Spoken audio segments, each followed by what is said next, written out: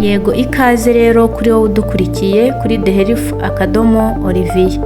Nk'uko mumaze kutumenyera rero turi itsinda rigari ribagezaho ubumenyi butandukanye, inama ndetse n'amakuru ku bijyanye n'ubuzima. Rero reka twibukiranye ko ubuzima tubayemo uyu munsi tubeshejweho n'amahitamo cyangwa se imyanzuro twafashe mu buzima bwacu. Ni ukuvuga ko ubuzima turi kubamo uyu munsi burya buterwa n'imyanzuro twafashe ku buzima bwacu cyangwa se amahitamo twagize. Rero mu gufata ayo mahitamo cyangwa se guhitamo iyo myanzuro, akenshi tujye tubikora ari uko dufite amakuru cyangwa se ibyo tugiye gufataho imyanzuro tubifiteho amakuru ahagije, kuko hari igihe usanga umuntu, reka urugero twivugire ku babyeyi bacu kuko nibo tugiye kuganiraho uyu munsi, ugasanga umubyeyi yahisemo gukora ikintu runaka cyangwa se yafashe umwanzuro ku kintu runaka nta makuru agifiteho, nta bumenyi buhagije ndetse nta n'ubujyanama yabihaweho, ugasanga ya myanzuro yafashe iri kumugiraho ingaruka mu buzima ari kubamo uyu munsi. Iyi mpamvu twibanda ku babyeyi cyane cyane rero nuko burya ubuzima bwiza buhera mu miryango. Kandi rero burya umuryango mwiza w'iki gihe niwo uduha ishusho y'igihugu cy'ejo cyangwa se niyo iduha ishusho turi kujyamo mu gihugu cyacu mu buzima buri imbere.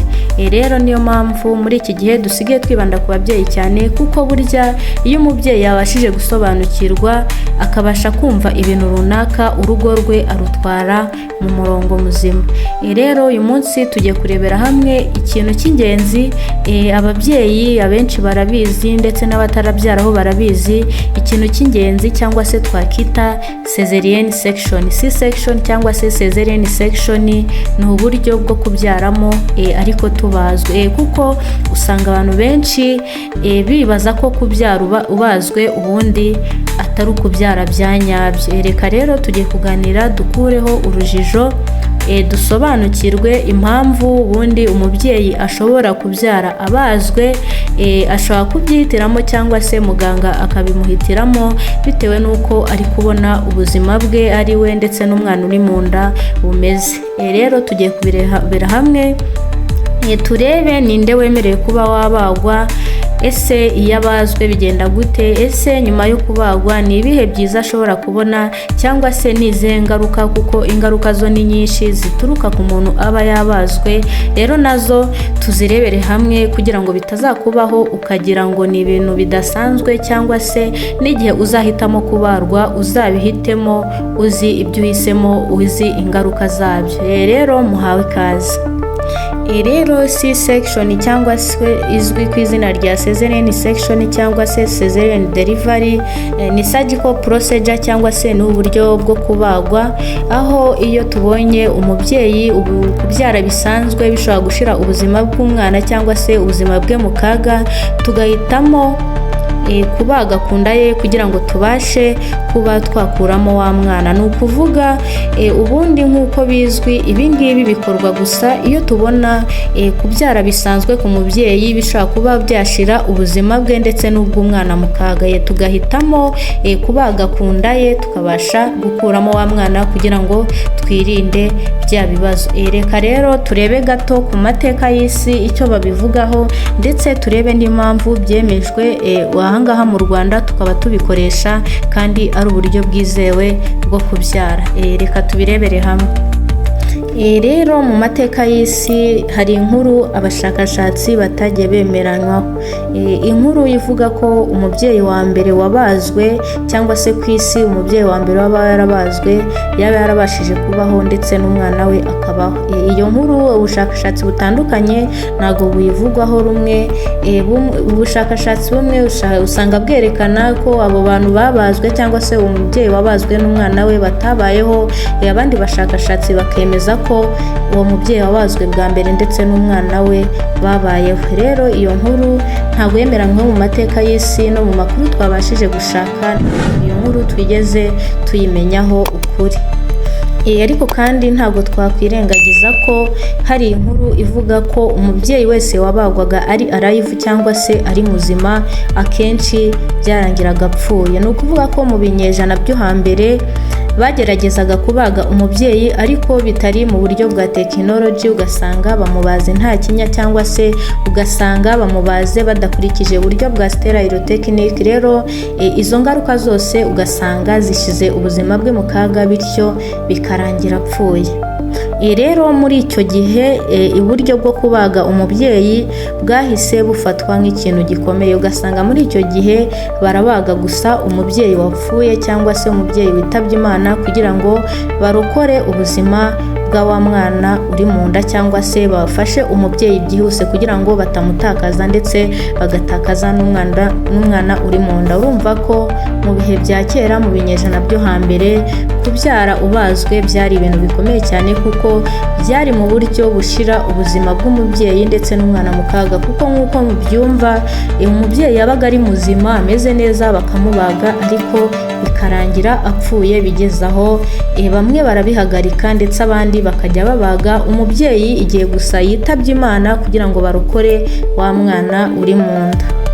Reka rero tuve ku mateka y'isi twigarukire mu Rwanda, aho ubushakashatsi bwakozwe mu mwaka w'ibihumbi 2000. Ubushakashatsi bwagaragaje ko rero abantu 2.2% ari bo babagwaga. Urumva ko nabwo bitari byakazamutse cyane, kuko urebye mu mwaka w'ibihumbi 2019 ubushakashatsi byagaragaje ko ababagwa bazamutse bakagera ku mubare wa 15.6%. Urumva rero ko tugendeye ku Rwanda, tugendeye ku bushakashatsi bwari bwarakozwe mu 2000 tukagereranya n'ubu, ababyeyi barabarwa kugera ku rugero rwo hejuru. Nubwo rero tutakirengagiza ko hari ababyeyi cyangwa se abamama bahitamo kubaga cyangwa se bahitamo kubyara babazwe, akenshi bakaba biterwa n'uko batinya ibise, kuko burya ibise ubwabyo biraryana, cyangwa se ugasanga bahisemo kubagwa bitewe n'uko kuri bo bumva ari bwo buryo bworoshye bwo kuba babyara. Reka turebere hamwe rero izindi mpamvu muganga ashobora guhitamo cyangwa se ashobora kugenderaho abaga umubyeyi, cyangwa se turebe ibimenyetso muganga ashobora kukubonaho, bityo agahitamo uburyo bwo kukubyaza akubaze kugira ngo arokore ubuzima bwawe, cyangwa se yirinde ko ubuzima bwawe n'ubw'umwana byajya mu kaga. Rero impamvu ya mbere rero ituma umubyeyi abyara abazwe ni ukuba umubyeyi afite umwana munini mu nda, large baby cyangwa se macrosomia. Ni ukuvuga urugero, niba umwana arengeje ibiro 4, ni ukuvuga guhera ku biro 4 kuzamura, uwo mwana ntago umubyeyi yabasha kumusunika, kandi nubwo yamusunika burya uyu mwana ntago yabasha kunyura mu matako y'umubyeyi mu buryo bumworoheye. Rero iyi ni impamvu ya mbere. Mubyeyi, niba uzi ko ufite umwana munini mu nda, yego tangira witegure kubagwa, kuko burya uwo mwana ntago yabasha kumusunika mu buryo bukoroheye. Impamvu ya kabiri rero nicyo twakwita abnormal presentation. Ni ukuvuga umwana aba ameze nabi mu nda. Ni urugero, umwana kuba yicaye cyangwa yitambitse nk'uko mubyumva. Ubundi kugira ngo umubyeyi asunike umwana mu buryo busanzwe bwo kubyara, nuko byibuze umwana agomba kuba acuramye cyangwa se yaricuritse. Rero iyo umwana yicaye mu nda birumvikana, cyangwa se iyo umwana yitambitse mu nda, uburyo bwo kubyara ku mubyeyi biba bigoye. Niyo mpamvu muganga ahitamo kumubaga. Rero aho ngaho ahantu babibonera, urugero ukoresheje ultrasound cyangwa se bakunyujije mu cyuma, ugasanga umwana igihe cyo kubyara kirageze, yewe n'ibise bitangiye kuza, ariko umwana aricaye cyangwa se umwana yitambitse mu nda. Aho ngaho birumvikana kubyara mu buryo busanzwe ko ari ibintu bigoye.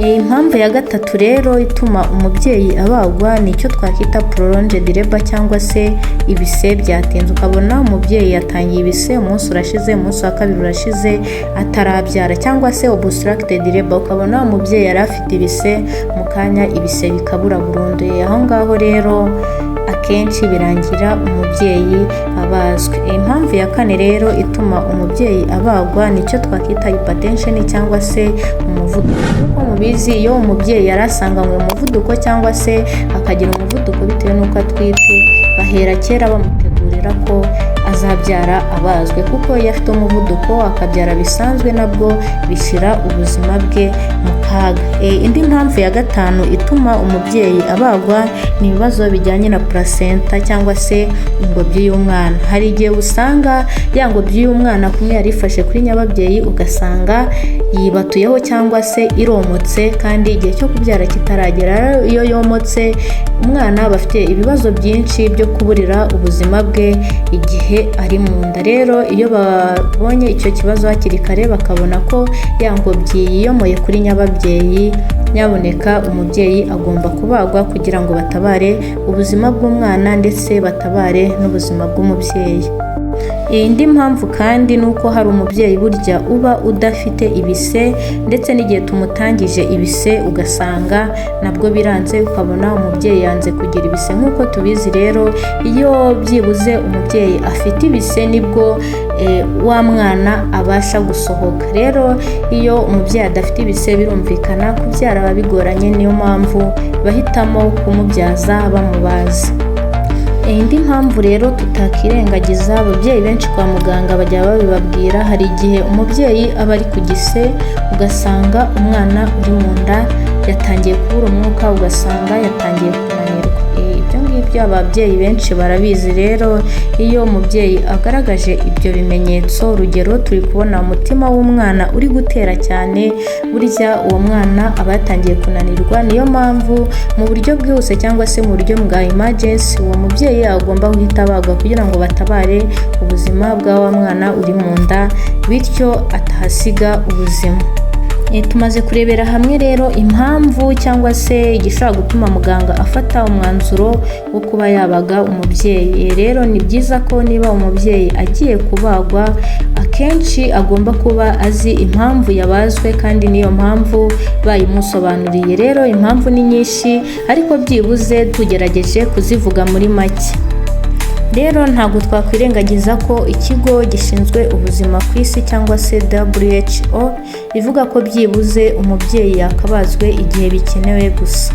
Impamvu nta yindi ni uko burya kubyara ubazwe bisiga ingaruka nyinshi ari ku mubyeyi ndetse tutibagiwe no ku mwana, kuko impamvu ni uko hari amahirwe menshi koko umubyeyi wabazweho ku nda ya mbere no ku nda ikurikiye afite amahirwe menshi yo kubagwa. Niyo mpamvu ibingibi tugomba kubikora tubyitondeye, ndetse n'uwo mwanzuro umubyeyi yahisemo wo kubagwa koko bikaba bikenewe cyangwa se biri emergency, atari bimwe bigendera ku marangamutima, kuko umubyeyi ari gutinya ibise ugasanga yatinye kubyara bisanzwe, ugasanga yahisemo uburyo bwo kubagwa. Niyo mpamvu WHO itubwira ko twakabikoze gusa byibuze igihe tubona bikenewe.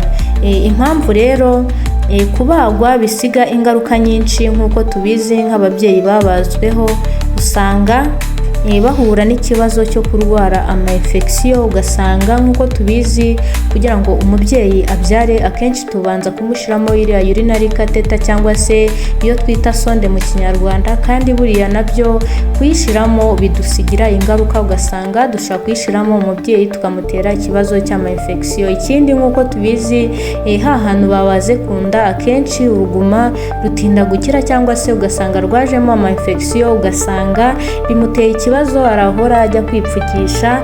Uko rero hajemo ama-infection usanga harabayeho ikintu bita adhesion, bitewe n'uko inyama zaho zarangiritse zizamo ama-infection, ugasanga zarafatanye, bajya kumubaga bikurikiyeho ugasanga ntabwo bishoboka, cyangwa se ugasanga na muganga biramugoye bitewe n'uko za nyama cyangwa se ya mareya agiye akoze ya abdomen cyangwa se yanda y'umubyeyi ugasanga byarafatanye, izo nyama zitabasha gutandukana.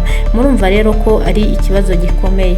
Ibindi ababyeyi bakunda guhura nabyo igihe babazwe ni uko akenshi bakunda kugira ikibazo cyo kuva, ugasanga barakomeje barava cyane bitewe n'uko ya nyababyeyi twayikase, ugasanga kugira ngo kuva bihagarare cyangwa se kugira ngo yongere yiyegeranye byanze, ukabona umubyeyi aravuye cyane bikabije. Izindi ngaruka rero zo kubagwa tutakirengagiza nk'uko twabibonye, ubundi umubyeyi wabyaye neza hagati y'umunsi wa mbere n'uwa kabiri turamusezerera agataha, ariko ubundi umubyeyi wabazwe akenshi hari igihe amara n'ibyumweru 6 mu bitaro. Urumva ko ari ingaruka zikomeye kuri we. Kuba mu bitaro murabyumva, azakenera kurya, azakenera amafaranga, ndetse kandi umubyeyi yatinze mu bitaro cyane bimutera no kwiheba, kandi turabizi ko ubuzima bwiza bw'umubyeyi, ubuzima bwo mu mutwe bwiza ku mubyeyi wabyaye ari ingenzi kugira ngo yiteho ndetse yite no ku mwana we. Rero murumva niba amaze cya gihe cyo mu bitaro yakabaye ari mu rugo ukasanga amaze ibyumweru 6, birumvikana ntago ari ibintu bimworoheye kuri we. Izindi ngaruka zikomeye rero zikunda kuba ku mwana wavutse by cesarean cyangwa se wavutse avuye ku mubyeyi ubazwe, akenshi uyu mwana akunda kugira ibibazo by'ubuhumekero. Niyo mpamvu byibuze tubaga umubyeyi yarabashije kugera ku byumweru 39, kuko byibuze ibihaha by'umwana biba byarabashije gukura. Rero iyo umwana ari kuvuka ubundi anyura mu matako y'umubyeyi, uko amatako y'umubyeyi agenda amukanda bituma umwana yi-exposinga ku misemburo, urugero nka cortisol ndetse na epinephrine. Rero iyi misemburo ituma y'amazi ari mu bihaha by'umwana abasha gusohoka. Rero wa mwana twateruye mu nda cyangwa se wa mwana twabyaje ari uko tubaza umubyeyi, burya tumuteruramo n'aya mazi yose akiri mu bihaha, ugasanga akenshi aba bana tubakomezanyije muri neo kugira ngo dukosore ibibazo byabo by'ubuhumekero, kuko umwana wabazwe cyangwa se umwana wavuye ku mubyeyi wabazwe ntabwo aya mazi yo mu bihaha abasha kumuvamo mu buryo bumworoheye. Rero ugasanga guhumeka bye biramugoye, cyangwa se agize ikibazo twakita TTN ariyo transient tachypnea for newborn, kandi rwose iki ni ikibazo gikomeye ubwacyo gishobora kujyana umwana muri neo. Rero nk'uko mubyumva nabyo bigira ingaruka ari ku mwana ndetse no ku mubyeyi. Izindi ngaruka rero nubwo zidakunze kubaho ziza ku mubyeyi wabazwe, nuko umubyeyi wabazwe akenshi akunda kugira icyo twakita incision hernia. Rero incision hernia ni iza hahandi umubyeyi twakoze incision cyangwa se handi twabaze, ugasanga harakize, haje uruguma, harakira, hari inkovu, ariko ugasanga niba koroye ukabona habaye nk'ahabyimba cyangwa se hagatumba, ukabona haje inyuma bitewe n'uko harifunze ariko hasigaramo umwanya, bityo ukabona igihe akoze ibintu bimurusha imbaraga cyangwa se ibintu bisaba imbaraga nyinshi, ukabona ku nda ye habashe nko kubyimba, yaryama agaramye bya bintu bigasubira mu mwanya wabyo. Rero nabyo burya aba ari ikibazo gikomeye ku mubyeyi, kuko ubwabyo bimutera ikibazo, kandi niyo abibonye agira ibibazo byo guhangayika. Kandi burya iyi haniya akenshi ikira ari uko umuntu yongeye kubagwa, kuko nabyo ubwabyo aba ari ikibazo gikomeye. Rero babyeyi nizere ko musobanukiwe.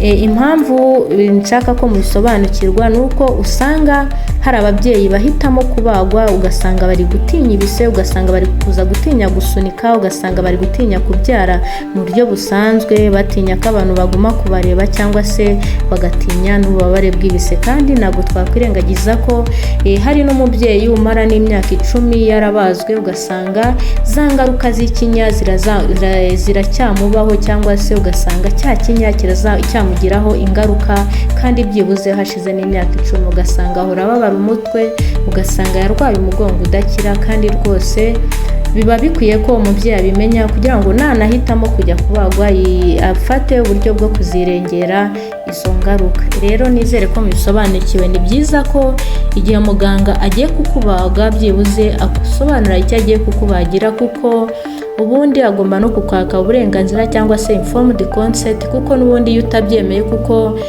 ntago yabikora, kuko azi ko ubwabyo ari ibintu bikomeye. Rero nizere ko mubisobanukiwe.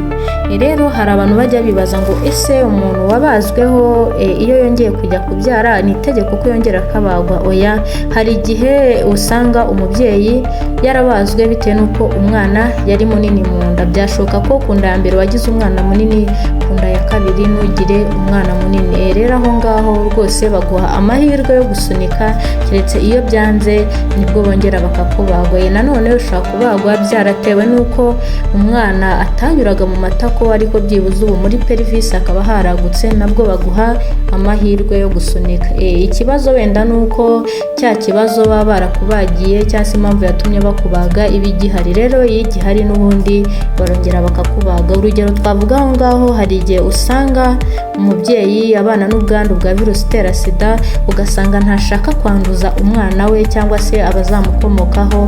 Niyo mpamvu nk'aho ngaho rwose guhora ubagwa ni itegeko, cyangwa se nawe urabisabwa, nawe urabyifuza ko abazagukomokaho utazabanduza ubu bwandu bwa virusi itera sida.